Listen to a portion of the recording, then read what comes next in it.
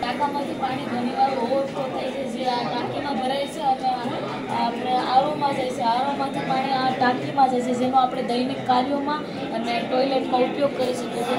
આ પાણી થોડુંક ગંદુ થઈ ગયું છે, જેથી આપણે તેને આ ફિલ્ટરમાં પાઇપ દ્વારા મોકલીશું, જેથી આમાં ફિલ્ટર થશે અને આ બગીચામાં જશે. અને આમાં જે કચરો છે તે આ 2 ટાંકામાં જશે, જેમાં ભવિષ્યમાં ખાતર બની શકે છે અને તે અમે ખાતર આ બગીચામાં છાંટીશું. પછી અમે વરસાદી પાણીનો સંગ્રહ કરી શકીએ એવું આ બનાવ્યું છે, જે વરસાદી પાણીનો સંગ્રહ આ પાઇપ દ્વારા ડાયરેક્ટ જમીનમાં ઉતરે છે અને કૂવાનું ને જળસ્તર વધારે છે.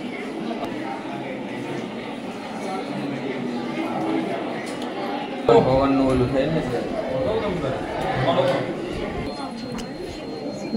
કાળા પણ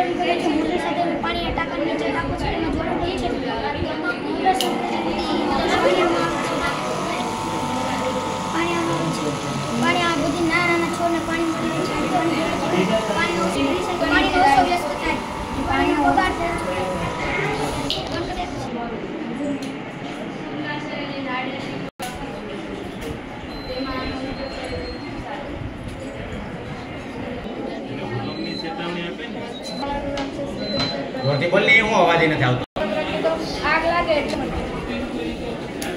રીતના પાણી પડશે જ્યારે અહીંયા અને અહીંયા આગ લાગી હોય એટલે